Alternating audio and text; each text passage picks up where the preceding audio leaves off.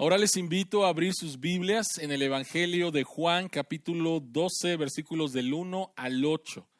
Y vamos a continuar con nuestra serie, el Evangelio de Juan, Jesús, la luz de la vida.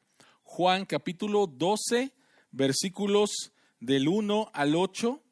La palabra de Dios dice, Juan, capítulo 12, versículos del 1 al 8.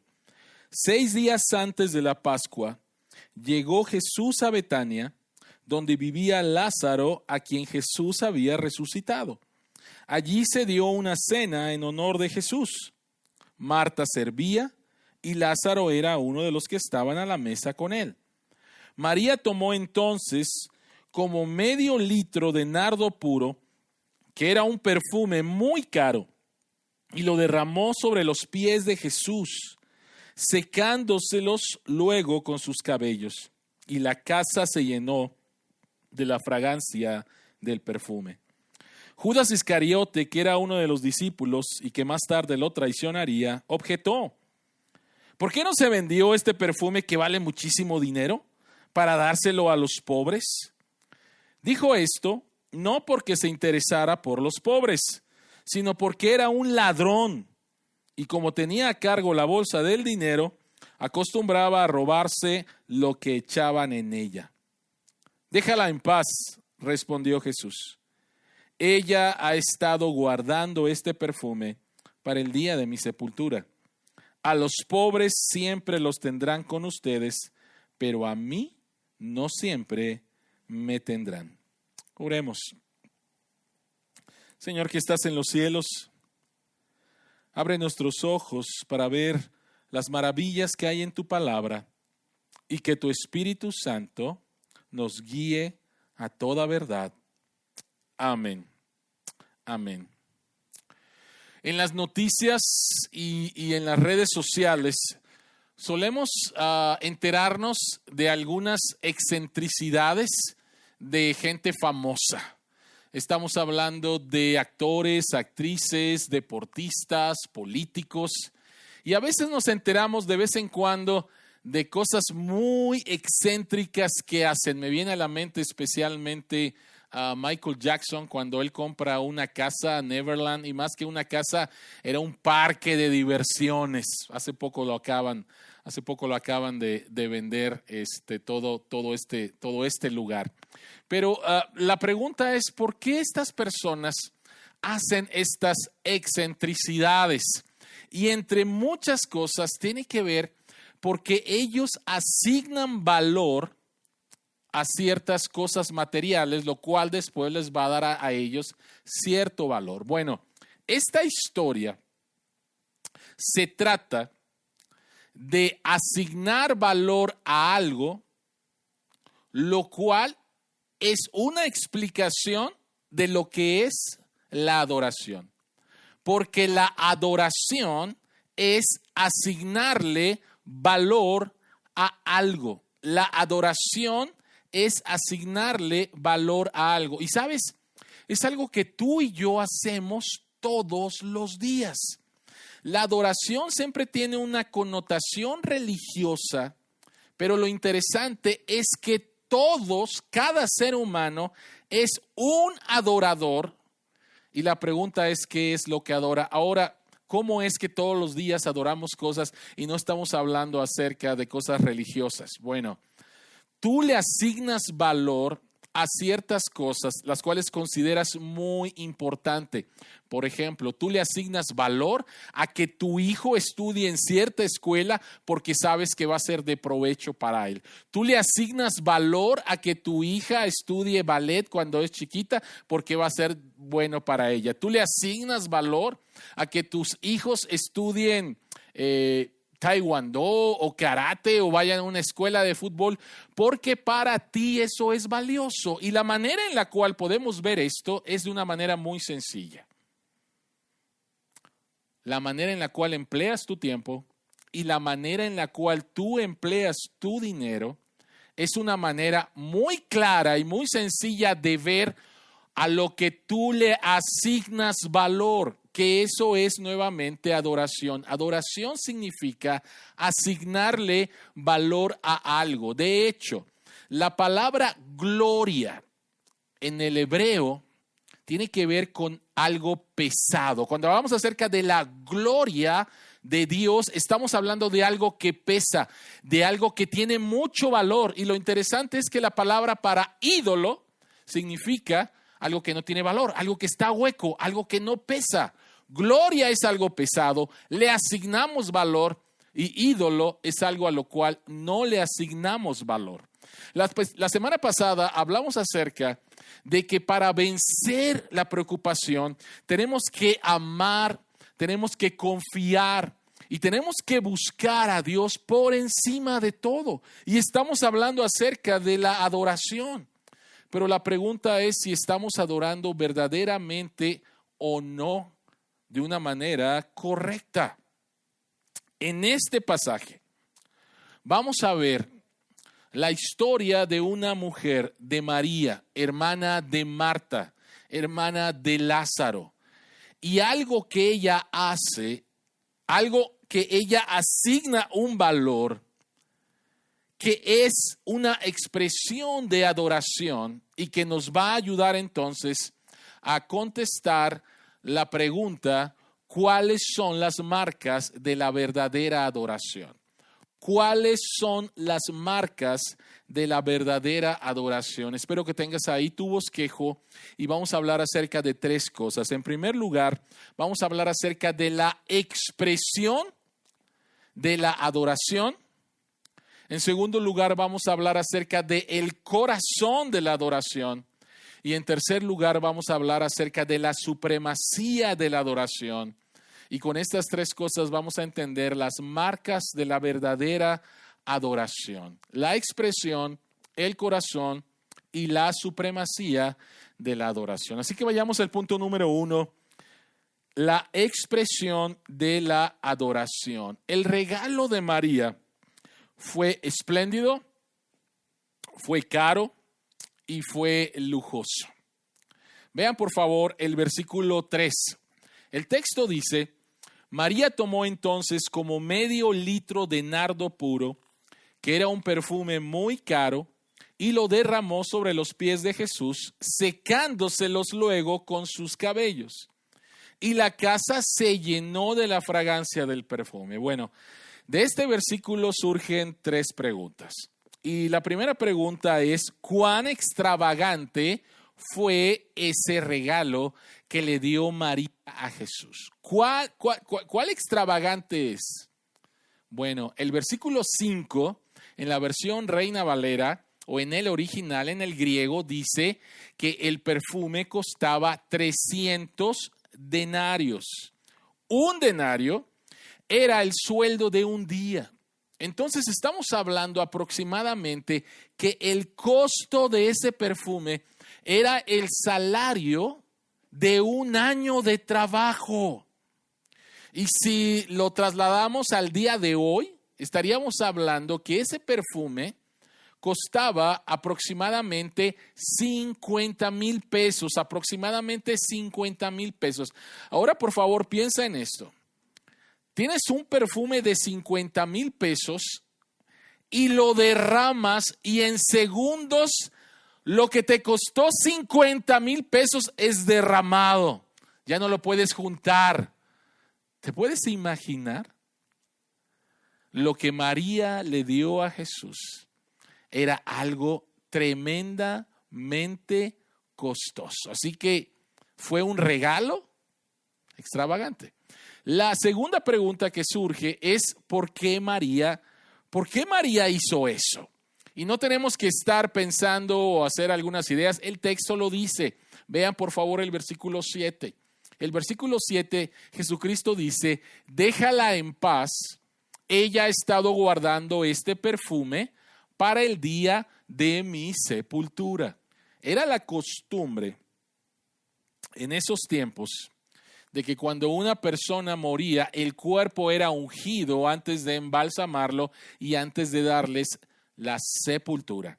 Y Jesucristo está diciendo aquí que María hizo algo que posiblemente ninguno de ellos estaba pensando. ¿Por qué?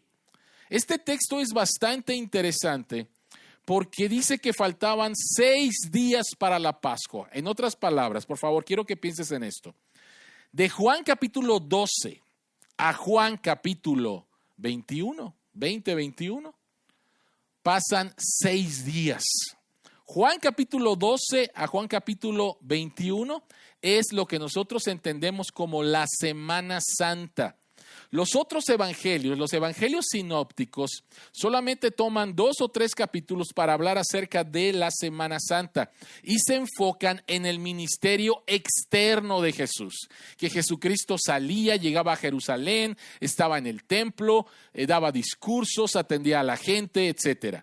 Pero Juan capítulo 12, casi la mitad del evangelio, Juan se va a enfocar en los últimos días de Jesús, en la Semana Santa, y no en el ministerio externo de Jesús, sino en el ministerio interno de Jesús. Cómo Jesucristo preparó a sus discípulos en estos días. Y es muy probable que la única persona que entendía lo que iba a pasar, porque lo había escuchado, era María.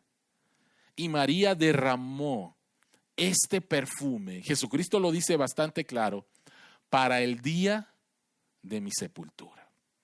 La tercera pregunta que surge de este pasaje es ¿cómo respondieron los discípulos? Y por lo menos uno lo dijo de manera abierta y dijo, ¡qué desperdicio! Judas dijo de una manera bastante abierta, ¡qué desperdicio tan grande! ¿Por qué? Ahorita vamos a ver bien las razones, pero él dice porque se pudo haber dado a los pobres. Para él era una cuestión de pragmatismo. La ciudad de Betania era una ciudad donde vivía mucha gente pobre. De hecho, Betania significa casa de los pobres. Y para Judas, desde su punto de vista, este fue un grande desperdicio. Ahora, piensa por favor en lo siguiente. Hubiera habido muchas formas de gastar el salario de un año para ayudar a otras personas. Y una actitud de adoración extravagante es clasificada como un desperdicio. El día de hoy pasa exactamente lo mismo. Hay personas dentro de la iglesia y fuera de la iglesia que califican nuestras acciones de adoración a Jesús como desperdicio. Déjame darte algunos ejemplos. El primer ejemplo tiene que ver con el diezmo y las ofrendas. Hemos pasado y seguimos pasando por un momento difícil, hay estrechez económica y hay personas que por amor a Dios, porque saben quién es Él, aún en medio de su estrechez económica, ellos deciden seguir ofrendando a Dios.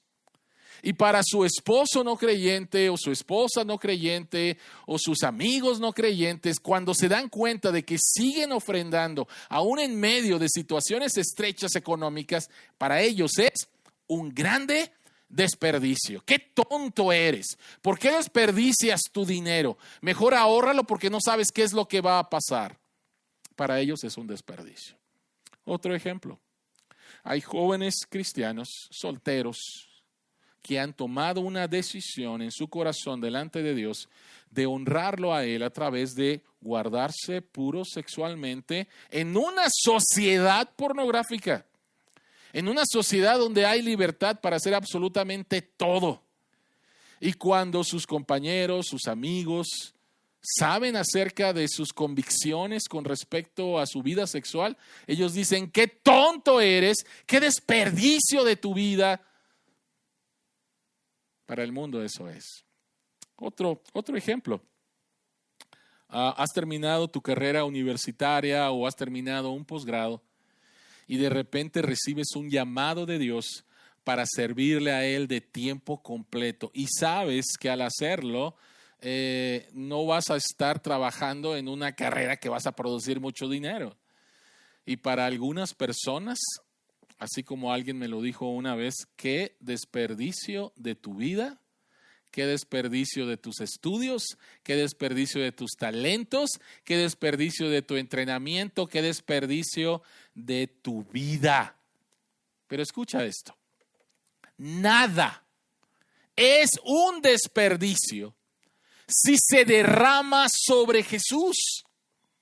Ningún regalo puede ser demasiado caro para mostrar nuestra gratitud por lo que Jesucristo es y ha hecho.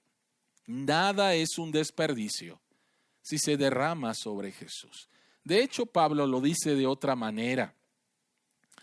Al ser llamados a apreciar y a honrar a Jesús, Pablo escribe en Romanos capítulo 12, versículo 1 y 2. Por lo tanto, hermanos, tomando en cuenta la misericordia de Dios, les ruego que cada uno de ustedes en adoración espiritual ofrezca su cuerpo como sacrificio vivo, santo y agradable a Dios. Como sacrificio vivo, santo y agradable a Dios. Ser un sacrificio vivo es entregar, es derramar nuestra vida a Jesús de cualquier forma imaginable.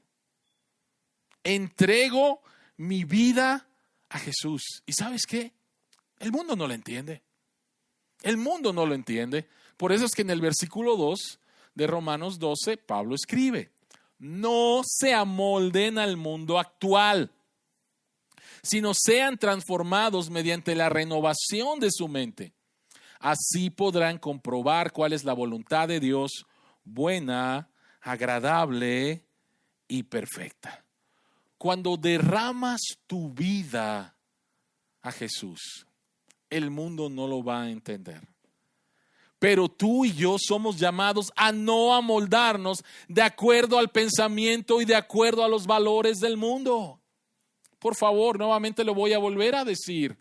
Nada es un desperdicio si se derrama sobre Jesús. Ningún regalo puede ser demasiado caro para mostrar nuestra gratitud por lo que Jesucristo es y lo que ha hecho. Entonces aquí tenemos a María en una expresión extravagante, costosa de su adoración a Jesús. Ella le asigna un valor a Jesús y actúa entonces conforme a eso. Ahora, la pregunta que tenemos que hacernos también es: ¿de dónde surge esa actitud de María? ¿Qué fue lo que motivó a María a hacer eso? Y entonces llegamos al punto número 2, que es el corazón de la adoración. Y vamos a entender el corazón de la adoración al hacer un contraste entre la adoración de Judas, y vamos a ver a quién está adorando Judas, y la adoración de María. Vamos a hacer un contraste para poder entender cuál es el corazón de la adoración. Por favor, mira lo que dice el texto. El texto nos dice que Judas critica la acción de María. El texto dice en el versículo 5, ¿por qué no se vendió este perfume que vale muchísimo dinero para dárselo a los pobres? Para dárselo a los pobres. ¡Wow! Primero los pobres, ¿no? Y alguien pudiera irse con la finta y decir: no, qué tremendo este Judas, ¿no? Él sí sabe, sí, esto es un desperdicio. Vivimos en una sociedad donde hay mucha necesidad y mira qué desperdicio de este perfume sobre Jesús. Es interesante que Judas es un hombre que mantiene las apariencias externas de un discípulo de Jesús, pero es un hombre cuyo corazón no es el de un discípulo de Jesús. externamente, qué tremendo, ¿no? Qué corazón, primero los pobres, qué corazón de esta persona. Pero el texto sigue con un comentario de Juan con respecto a Judas. Y se nos revela en el versículo 6 y dice, dijo esto no porque se interesara por los pobres, sino porque era un ladrón. Y como tenía a su cargo la bolsa del dinero, acostumbraba a robarse lo que echaban en ella. ¿Sí te das cuenta? En primer lugar, Judas era el tesorero del grupo de los apóstoles. Y dice que tenía la bolsa del dinero. La bolsa de dinero servía para dos cosas. Número uno, para suplir las necesidades de Jesús y sus discípulos. Y número dos, para darle a los pobres. Pero el texto es bien claro.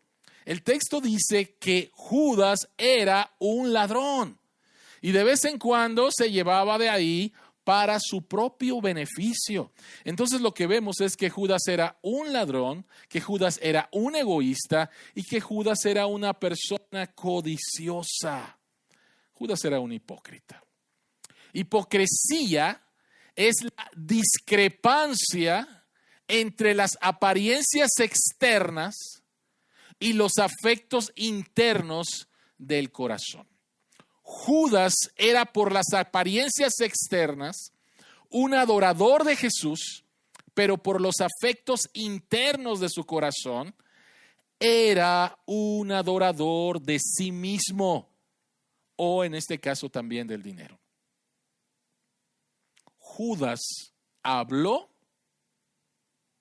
y lo interesante es esto. Lo interesante es cómo Judas mantuvo las apariencias en todo el tiempo.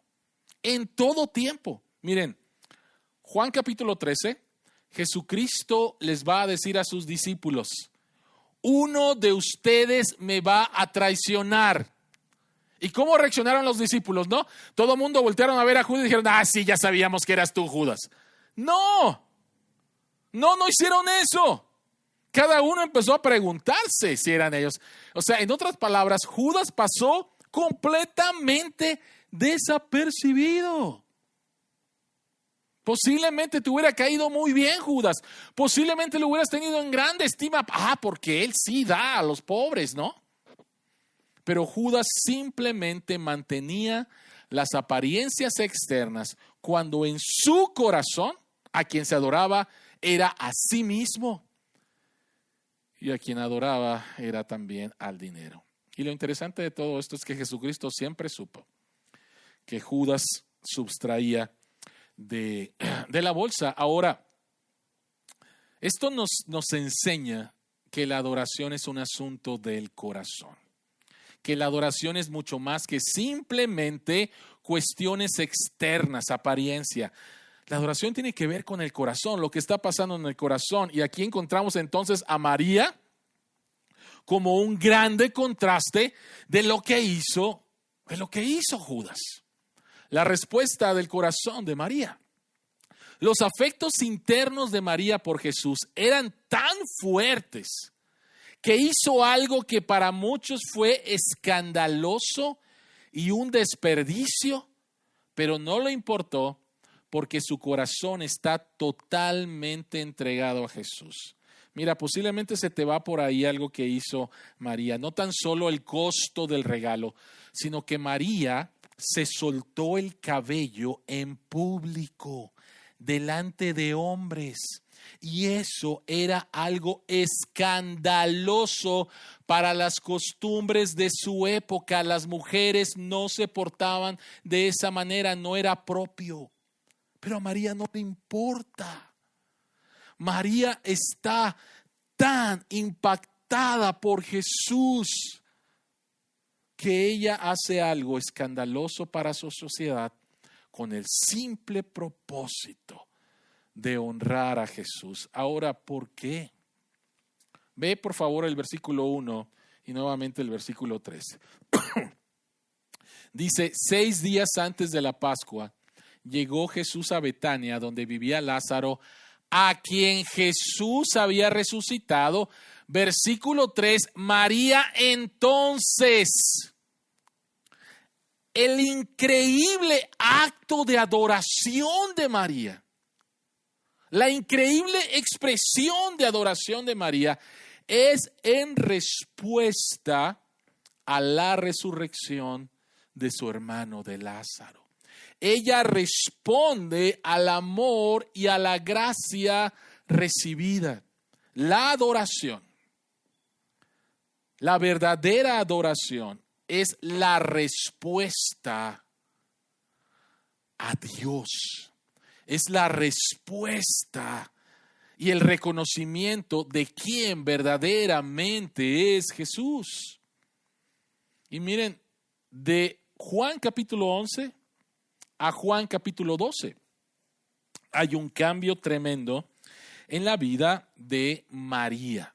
En la vida de María hay una transformación. Juan capítulo 11, versículo 32, encontramos que María viene corriendo, se echa a los pies de Jesús y le hace como un reclamo a Jesús. Y le dice: Jesús, si hubieras estado aquí, mi hermano no hubiera muerto. María está a los pies de Jesús y le dice a Jesús: lo que yo quería, tú no me lo diste. Lo que yo deseaba, tú no me lo diste. Ahora es interesante que hasta aquí, esta actitud de María es como la actitud de muchas personas que habían estado buscando a Jesús, pero no por Jesús, sino solamente por lo que podían obtener de Jesús, como en Juan capítulo 6, cuando Jesucristo le dice a toda la muchedumbre que lo quería hacer rey, y Jesucristo les dice: ustedes no me están buscando por mí, ustedes me están buscando porque simplemente les di de comer y quieren nuevamente comer. Y cada vez que encontramos esa actitud de buscar a Jesús simplemente para obtener un beneficio, esa actitud es condenada en las Escrituras. Ahora, ¿qué es lo que pasa? ¿Qué es lo que pasa? La fe de buscar a Dios simplemente para obtener algo de Dios no es una verdadera fe. Es una fe que no está centrada en Dios, es una fe que está centrada en ti. Ahora, lo interesante, como hemos dicho, es que Juan elige 7 milagros en su evangelio y no le llama milagros, le llama señales para decirnos quién es verdaderamente Jesús. Jesús no es simplemente alguien que hace milagros y que puedes ir a él a frotarle su panza, a llevarle cosas para obtener un milagro de él, como mucha gente entiende. Simplemente van a buscar a sus dioses para buscar un beneficio de ellos. Juan dice: no quiero que pienses en Jesucristo como un hacedor de milagros, un milagrero. Quiero que veas los milagros como señales que van a apuntar a la identidad de Jesucristo. Y María aprendió esto. Hay un grande cambio en María. En Juan capítulo 11, versículo 32, vemos a María a los pies de Jesús por lo que Jesús puede hacer por ella. Pero en Juan capítulo 12, el versículo 3, vemos a María a los pies de Jesús, pero por lo que Jesús es. Es el centro de la adoración de María. Ahora posiblemente alguien ya está pensando: bueno, pero es que nosotros adoramos a Dios por lo que Él hizo por nosotros. Y tienes toda la razón. Adoramos a Dios por lo que Él hizo por nosotros. Pero la pregunta es: ¿por qué nos salvó Dios? No nos salvó para simplemente librarnos del infierno, darnos un ticket al cielo y que nosotros vivamos como nosotros queremos. No, Él nos salvó para Él. Él nos salvó para que puedas entender verdaderamente quién es Dios y puedas volver a tu propósito original de ser creado. Y esa es la verdadera adoración. Miren, si le hubieran preguntado a María en el capítulo 11, María, ¿qué es lo que te va a hacer feliz? María hubiera contestado: me va a hacer feliz que alguien sane a mi hermano, o me va a hacer feliz de que mi hermano no muera. Eso es lo que me va a hacer feliz. Pero si tú le hubieras preguntado a María en el capítulo 12, María, ¿qué es lo que te va a hacer feliz? Y María hubiera contestado, me va a hacer feliz derramar un perfume de 50,000 pesos sobre Jesús. Porque ahora entiendo qué es lo que Él es. Eso es lo que me va a hacer feliz. Me va a hacer feliz derramar lo más valioso que tengo sobre Jesús. Y ojo, por favor, hay gente que le quiere pagar por los favores recibidos a Dios. Eso no es adoración. La adoración no es pagarle a Dios por los favores merecidos. Y mucha gente entiende así la gracia. Eso no es. La adoración es derramar tu vida, derramar lo más valioso delante de Dios por lo que Él es. Y disfrutar lo que Él ha hecho por nosotros. Y todas las bendiciones que recibimos de parte de Él. Ahora, es interesante que Jesucristo termina esta historia de una manera bastante extraña, lo cual nos lleva al punto número 3, hablando acerca de la supremacía de la adoración. Vean por favor el versículo 8. Y Jesucristo termina esta historia diciendo, a los pobres siempre los tendrán con ustedes, pero a mí no siempre me tendrán. Y tenemos que decir, bueno, ¿qué es lo que quiso decir Jesús? En primer lugar, ¿significa que no debemos ayudar a los pobres? Y la respuesta obvia es que no significa eso. No significa eso. Por lo tanto, ¿por qué Jesucristo dice a los pobres los van a tener siempre? A mí no me van a tener. Y Jesucristo está diciendo, yo soy más valioso que los pobres en este momento. ¿Qué es lo que significa? Bueno, lo que significa es que no puede haber verdadera ayuda a los pobres a menos que Jesucristo vaya a la cruz y muera. ¿Por qué? Porque la muerte y la resurrección de Jesús es lo que finalmente terminará con la pobreza. Jesús es la respuesta a la pobreza. Porque la pobreza sin Jesús no es tan solo pobreza aquí en este mundo, sino pobreza en la vida después de la muerte.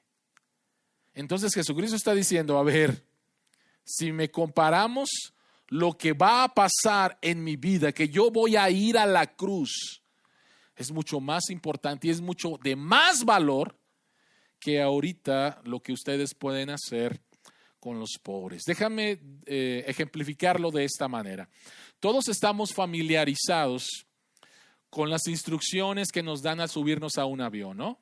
Ahí estamos esperando y de repente, por favor, ve las instrucciones. Y la primera vez estuviste ahí súper pendiente, ¿no? De las instrucciones, del cinturón, de las salidas, etcétera. Pero hay algo bien interesante cuando te dicen que si falta presión en el avión, van a caer unas mascarillas de oxígeno, que es una manera muy suave de decirte que el avión está a punto de estrellarse. ¿Ok? Pero dice que van a salir unas mascarillas y que primero te la pongas tú antes de ponérsela a tu hijo si viajas con él, ¿no? Y yo no sé si cuando tú escuchaste eso, tú dijiste, no, eso es muy egoísta, ¿no?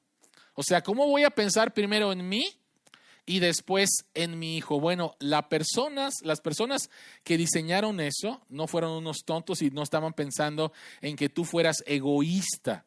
La razón es que al ponértela a ti, hay más oportunidades de que tú puedas ayudar al más chiquito, a tu hijo. Entonces no se trata de egoísmo, se trata de prioridad.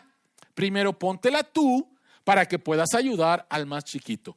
Y esto es exactamente lo que Jesucristo está diciendo. Jesucristo está diciendo, si yo no voy a la cruz, no puede haber esperanza para los pobres. Necesito ir a la cruz. En la década de los 90, en el siglo pasado, el Banco Mundial hizo un estudio para contestar la siguiente pregunta. La pregunta era, ¿qué es la pobreza?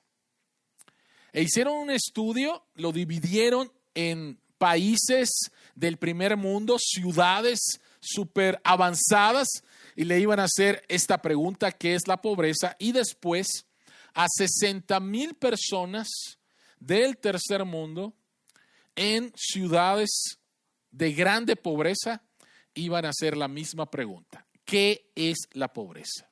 Y los resultados, las respuestas son completamente opuestas.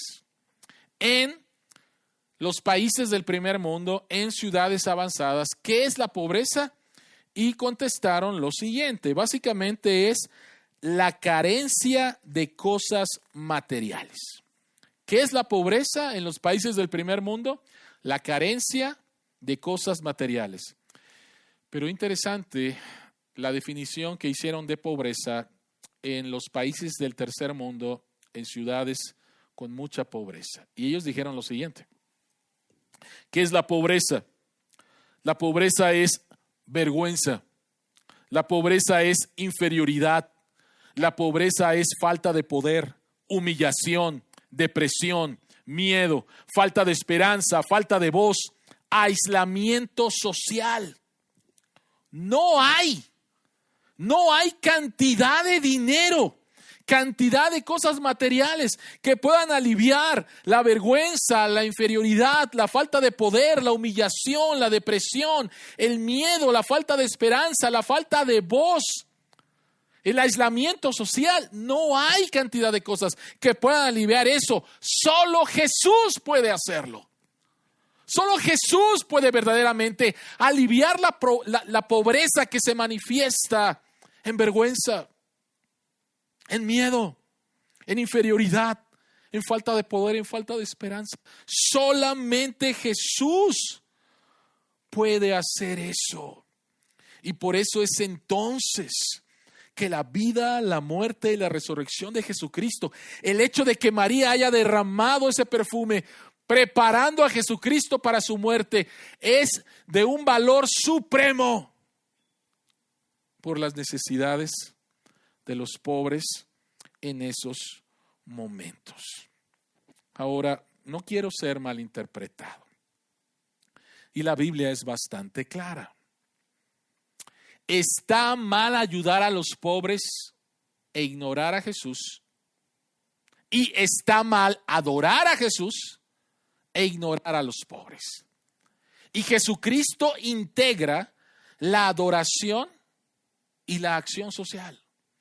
Y si tú sabes un poco acerca de la historia cristiana, tú te vas a dar cuenta que el cristianismo trajo una revolución social a su tiempo, y es por causa del cristianismo que surge la Cruz Roja, los hospitales, los orfanatorios, los hospicios. Siempre el entendimiento del evangelio va a dar como respuesta una ayuda a los pobres. Y esto es muy importante porque el día de hoy dentro de la iglesia cristiana hay algunas personas que quieren hacer una separación entre un evangelio social y de ayuda solamente y olvidarnos del mensaje que verdaderamente cambia vidas. No lo puede haber. Jesucristo dice que no lo puede haber. Cuando tú entiendes verdaderamente el evangelio, va a haber una reacción para poder ayudar a los más necesitados. Pero nuevamente, por favor, surge de tu entendimiento del evangelio y surge del entendimiento que Jesucristo es la verdadera respuesta para todos los males sociales en los cuales vivimos. Y Jesucristo fue bastante claro en esto. En el libro de Mateo, capítulo 25, versículos 35 al 40, Jesucristo dice: porque tuve hambre y ustedes me dieron de comer. Tuve sed y me dieron de beber. Fui forastero y me dieron alojamiento. Necesité ropa y me vistieron. Estuve enfermo y me atendieron. Estuve en la cárcel y me visitaron. Y le contestaron los justos: Señor, ¿cuándo te vimos hambriento y te alimentamos, o sediento y te dimos de beber? ¿Cuándo te vimos forastero y te dimos alojamiento, o necesitado ropa y te vestimos? ¿Cuándo te vimos enfermo en la cárcel y te visitamos? Y escucha, versículo 40. El rey les responderá: les aseguro que todo lo que hicieron por uno de mis hermanos, aun por el más pequeño, lo hicieron por mí. En otras palabras, cuando tú entiendes el Evangelio, Dios te mueve también a buscar a los necesitados y ayudarles, porque de esa manera tú estás adorando a Jesús. De esa manera tú estás sirviendo a Jesús. Y yo creo que tú has experimentado el gozo de poder ayudar a alguien en necesidad. Pues déjame decirte y déjame llamarte a que pienses todavía aún más, que cuando estás sirviendo y cuando estás ayudando a alguien en necesidad, y déjame decirte que siempre va a haber alguien más necesitado que tú, y que cuando tú lo estás haciendo, tú estás derramando tu vida y tú estás prestando ese servicio, prestando esa fuerza, prestando ese dinero, prestando esa compañía, prestando esas lágrimas, prestando tu vida a Jesús. Así que no hay divorcio entre la adoración y la acción. Surgen de entender que nuestra adoración suprema es sobre Jesús. Y esto va a traer implicaciones en nuestras relaciones aquí en la tierra. Déjame preguntarte, ¿cómo te sientes en estos momentos si te comparas con María? ¿Cómo te sientes? Posiblemente algunos de ustedes estarán diciendo, bueno, estoy bien, ¿no? O sea, no creo que esté tan mal mi adoración hacia Jesús. He derramado perfumes de 50,000 pesos sobre Jesús al atender a otras personas. A lo mejor pudiera haber alguien así. Pero posiblemente algunos de ustedes, al estar escuchando esto y compararse con María, te sientas culpable. Y sabes que no es la intención de este mensaje el que te vayas pensando que tu adoración a Dios, al compararse con María, no está bien, y traer culpabilidad a tu vida. Y por eso es que es bien importante entender la supremacía de Jesús en la adoración, para que no seas movido a una adoración por culpabilidad. Déjame decirte dos cosas. En primer lugar, Jesucristo derramó lo más valioso que tenía por ti en la cruz. Jesucristo no se guardó absolutamente nada. Él derrama su vida por ti, porque era la única manera en que pudieras regresar a Dios, en que tus pecados fueran perdonados, en que experimentaras la vida eterna. Jesucristo derramó su vida hasta la última gota de sangre en la cruz, como la máxima prueba de amor a tu vida. Y entonces nosotros respondemos a Él. Pero ¿sabes qué? Nuestra respuesta a Dios siempre va a estar manchada por nuestro pecado. Por lo tanto, ¿cómo podemos entender esto? Déjame contarte una muy breve historia que escribe el pastor Bryan Chapell en su libro Gracia sin Límites. Y él escribe esta historia, esta parábola. Dice: había una vez un rey que miró por la ventana de su palacio y vio a uno de sus hijos recogiendo flores en un campo distante. lo vio formando un ramo con ellas y envolviéndolo con una cinta que tenía los colores de la realeza. El rey sonrió, porque la cinta indicaba que su hijo estaba recogiendo las flores como un regalo para él. Luego vio que el niño no solo recogió flores, de vez en cuando el niño también recogía maleza del campo, hiedras del bosque y cardos a las orillas de las zanjas. Para ayudar a este hijo en su labor, el rey le dio una misión a su hijo mayor, quien estaba sentado a su mano derecha. El rey dijo: ve a mi jardín y corta algunas de las flores que crecen allí. Luego, cuando tu hermano venga con su regalo ante mi trono, saca de su ramo todo lo que no sea apto para mi palacio, conviértelo en un ramo apropiado, poniéndole las flores que he cultivado. El hermano mayor hizo exactamente lo que su padre le había dicho. Cuando el hijo menor llegó ante el trono, su hermano sacó las malezas, las hiedras y los cardos y los reemplazó con las flores del jardín del rey. Luego el primogénito volvió a envolver la cinta real alrededor del ramo para que su hermano pudiera entregarle su regalo al rey. Con una gran sonrisa, el hijo menor se presentó ante el trono, le extendió el regalo y dijo: Padre, este es un hermoso ramo de flores que preparé para ti. Solo después entendería que su regalo se convirtió en algo aceptable gracias a la bondadosa provisión de su padre. Bryan Chapell termina diciendo lo siguiente: